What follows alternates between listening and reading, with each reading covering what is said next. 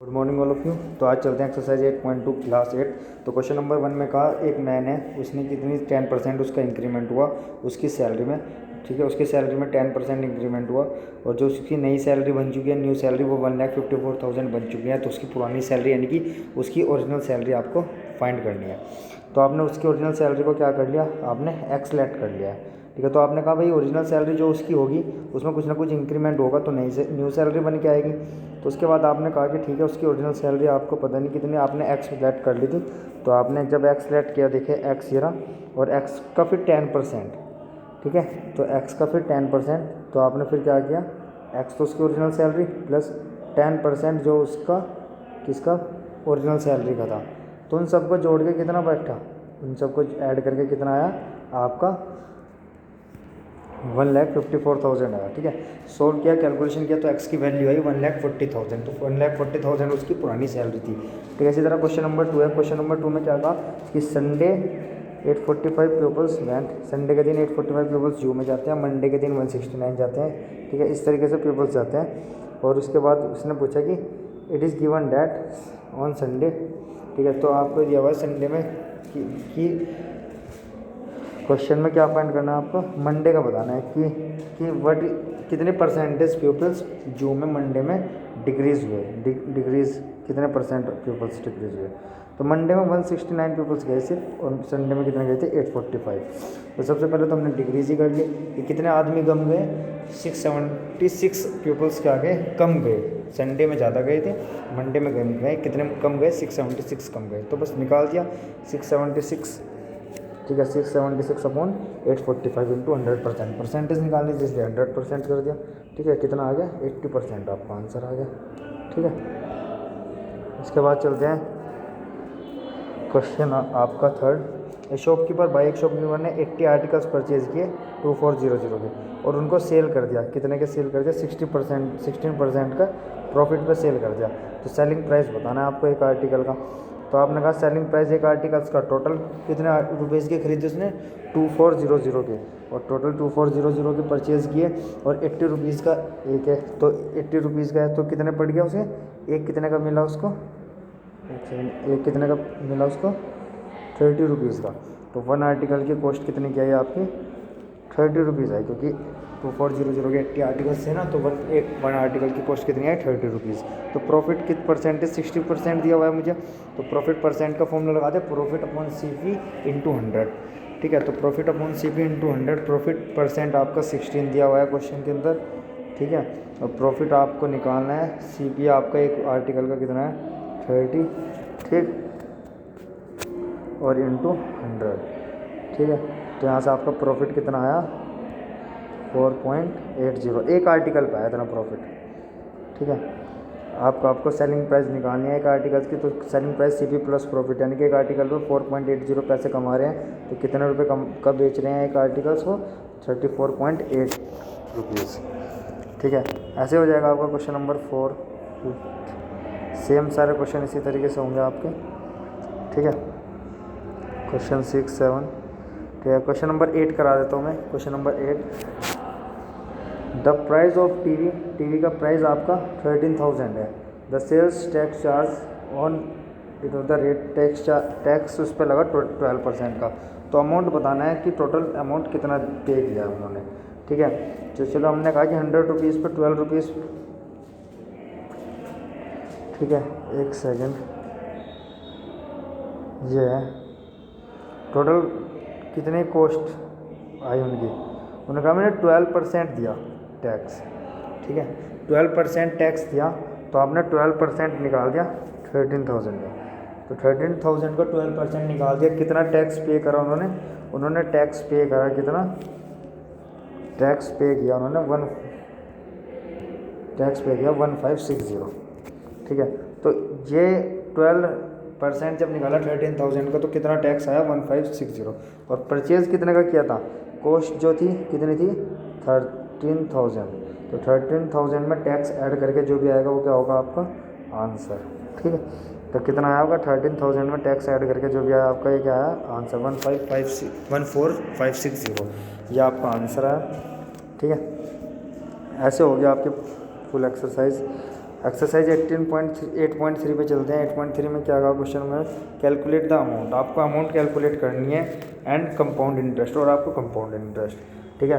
तो आपको रुपीज़ दिया हुआ है, ठीक है, और आपको 1/2 मिक्स फ्रैक्शन में दिया हुआ है, 3 ईयर्स के लिए दिया हुआ है, और आपका पर एनम परसेंटेज दिया हुआ है, तो रेट आपको दिया हुआ है, ठीक है। तो आपका अमाउंट और कंपाउंड इंटरेस्ट निकालना है, तो पहले तो आप अमाउंट का फॉर्मूला लगा दीजिए, ठीक है।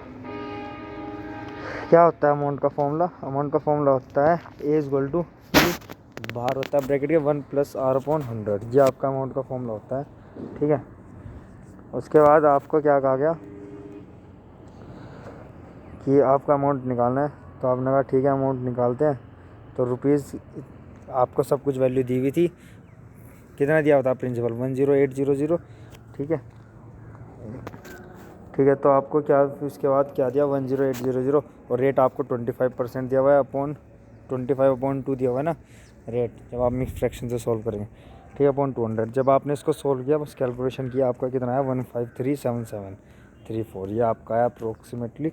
तो कंपाउंड इंटरेस्ट का फॉर्मूला होता है आपका अमाउंट माइनस प्रिंसिपल। वैसे तो अमाउंट का फॉर्मूला होता है कंपाउंड इंटरेस्ट, मतलब जो इंटरेस्ट है प्लस प्रिंसिपल, लेकिन कंपाउंड इंटरेस्ट जब उधर चला जाएगा प्रिंसिपल तो माइनस का हो जाएगा। तो कंपाउंड इंटरेस्ट का फॉर्मूला क्या बना आपका, अमाउंट माइनस प्रिंसिपल। तो अमाउंट में जब प्रिंसिपल माइनस कर दीजिए तो इतना आपका इंटरेस्ट आ गया, ये आपका इंटरेस्ट आ गया, ठीक है। तो ऐसे होंगे आपके ये सारे के सारे पार्ट जो स्टार्टिंग के पार्ट्स हैं। तो क्वेश्चन 2 पे चलते हैं। क्वेश्चन 2 में क्या कहा कि कमला बोरोड इतने रुपीज़ उसने बैंक से निकाले 26,400 और स्कूटर परचेज कर दिया, कितने परसेंटेज में 15%, ठीक है।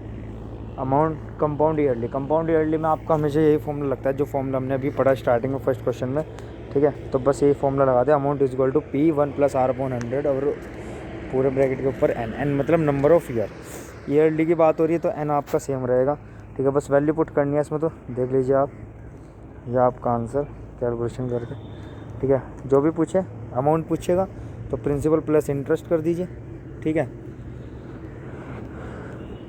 ये आपका अमाउंट पूछा इसने, तो इसने क्या करा प्रिंसिपल प्लस इंटरेस्ट, ठीक है। कितना है आपका 36,659, ठीक।